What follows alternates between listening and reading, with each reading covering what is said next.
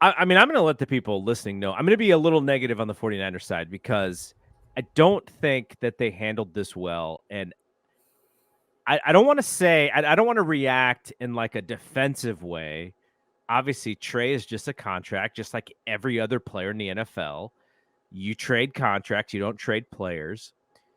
But my issue is that I sort of feel like the worst thing for Trey was last game when he came into the game and the fans just erupted for him.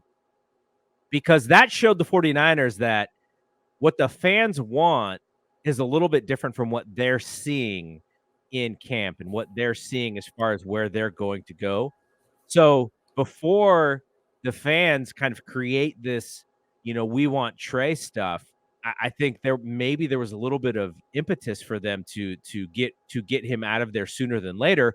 Though at the same time, who knows if that trade has been on the table and they just decided to do it now, or who knows if they were looking for a 4 this whole time and they were only seeing 5s, and Dallas kind of scoots in there because I don't understand trading him to Dallas. It is there are maybe interdivision, maybe the Rams and the Seahawks would be worse just for just trading in Cardinals. division. Cardinals, same thing.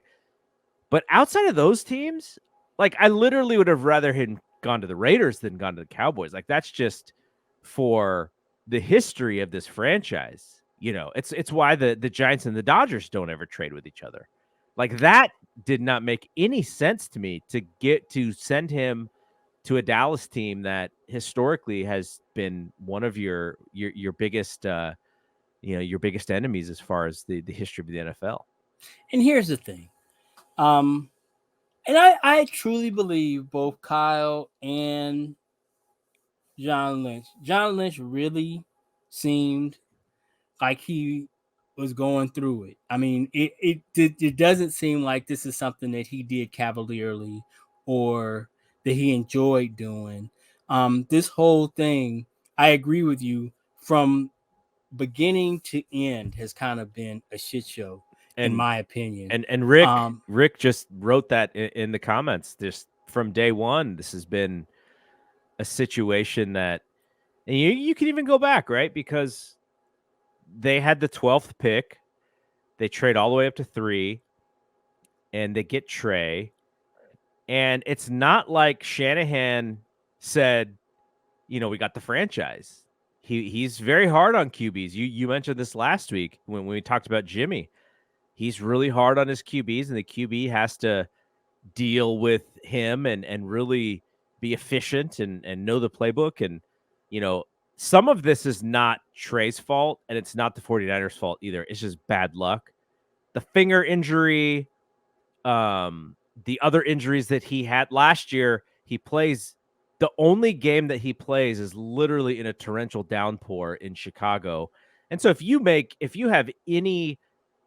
to any conclusions based off of that game, like that's just unfair to Trey. But at the same time, Justin Fields made like 1 or 2 plays that Trey didn't make in that game, and Chicago wins. So I can, but it just shows you how fluky this entire thing with Trey has been.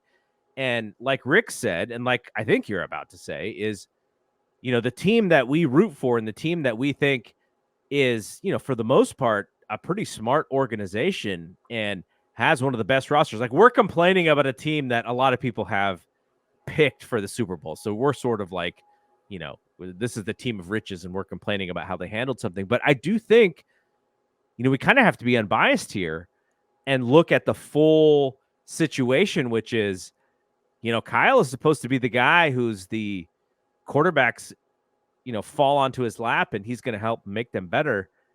I don't think that happened with Trey at all. And maybe it was never destined to happen. Like I was reading Bill Barnwell, who, I've met before and I've had conversations with. He's a really cool guy. He's really smart.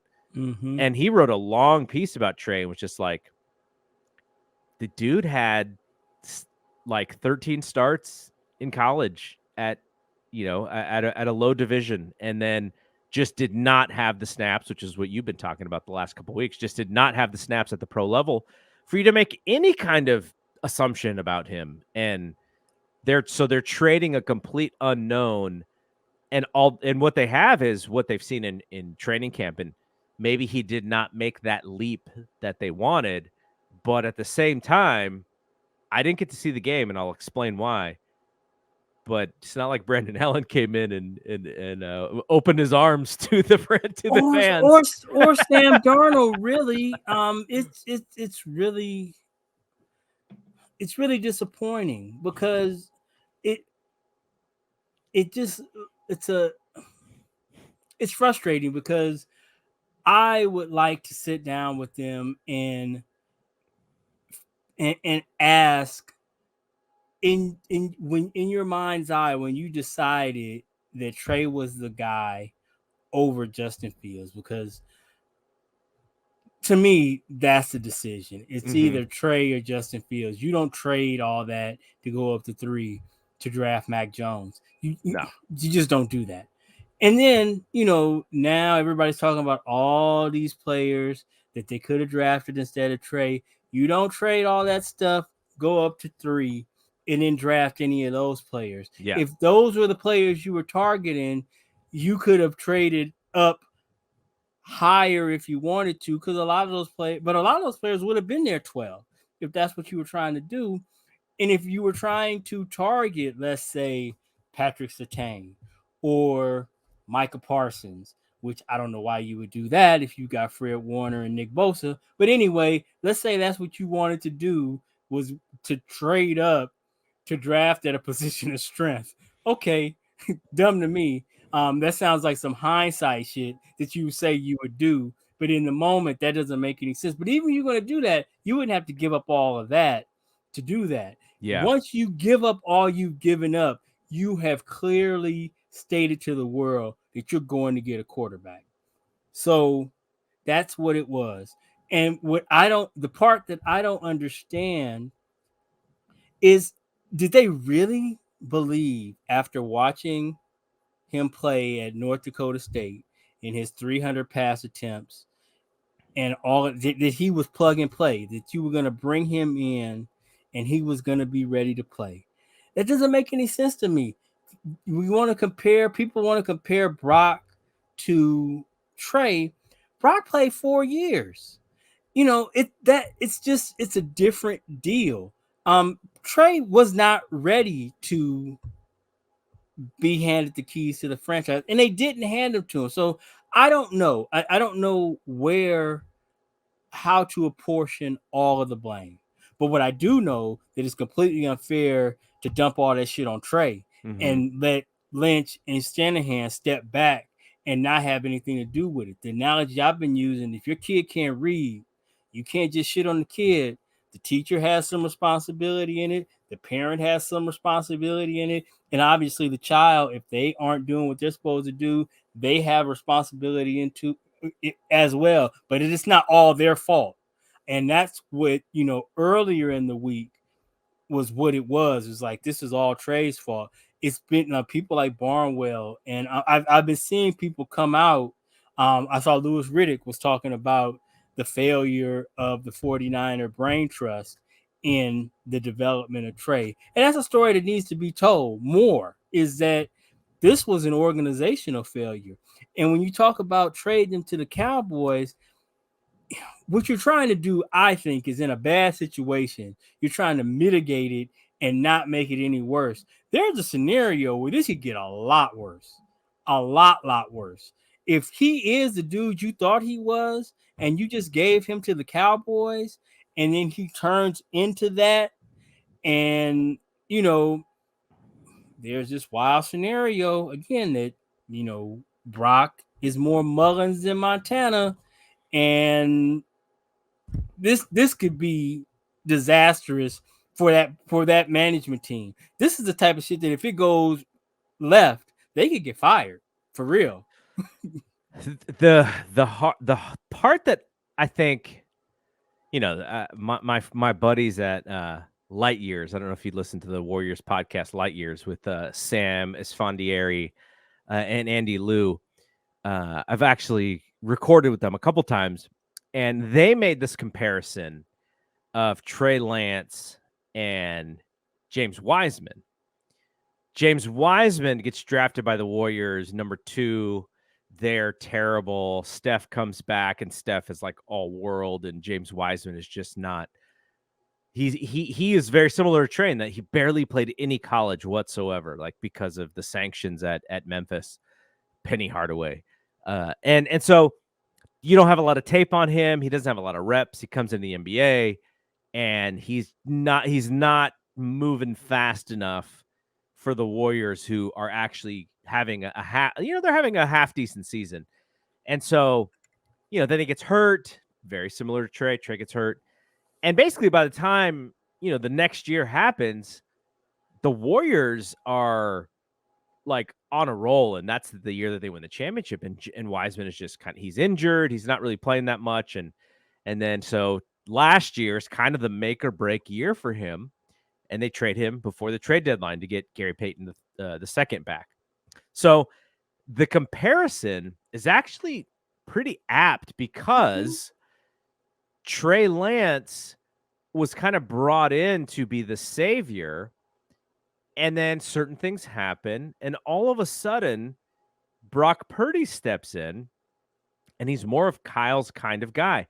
Now, that goes back to when you draft him, the idea is that Trey had some traits that Kyle could actually use to open up the offense in ways that it wasn't currently.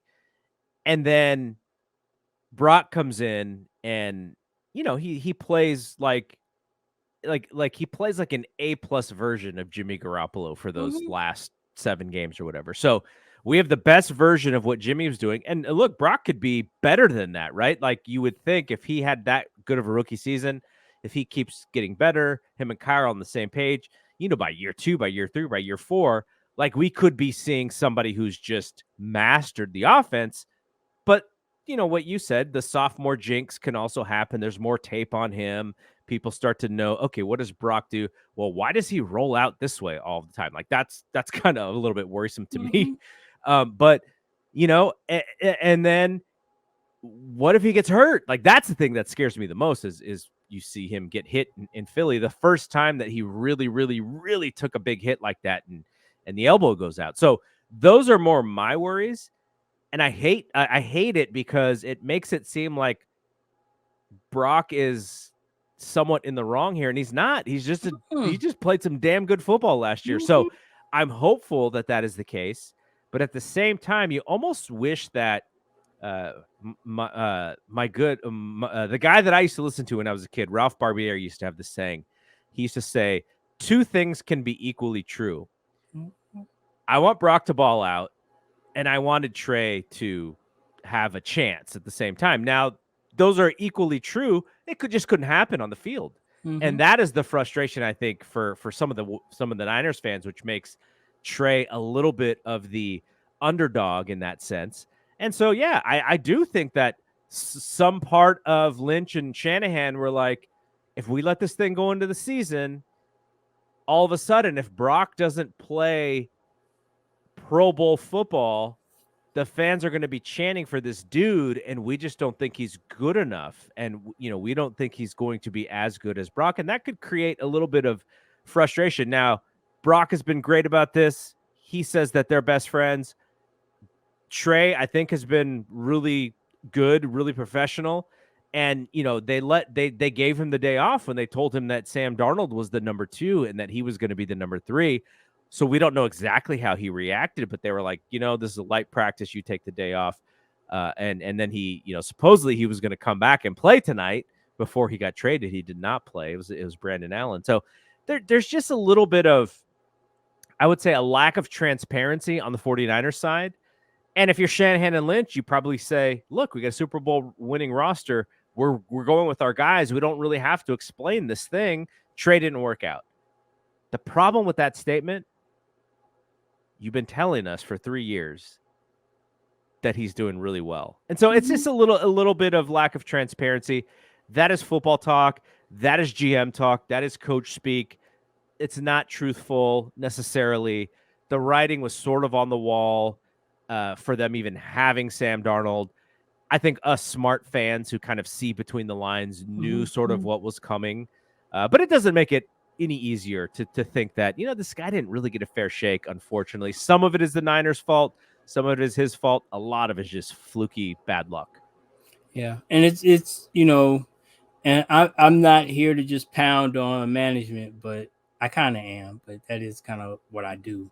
But that whole thing with Warner and those guys being out there, kind of hung out there to answer questions Oh, yeah. about Trey after that. And then this whole dog and pony show that Tim Ryan and Greg Papa have been trying to pull, were trying to tell me that Sam Darnold is better than Trey Lance.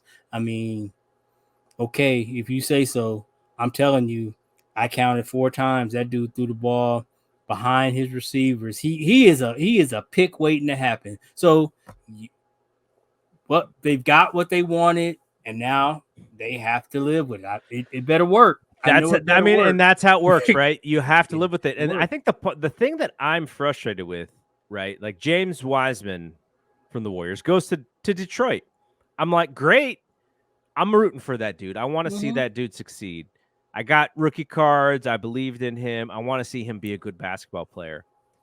If Trey Lance goes to the Jacksonville Jaguars to sit behind Trevor Lawrence, I root my ass off for Trey. I know I've interviewed Shad Khan's son, Tony, who Shad Khan's the owner. Tony Khan, who he's in charge of All Elite Wrestling. Who's the secondary company to WWE.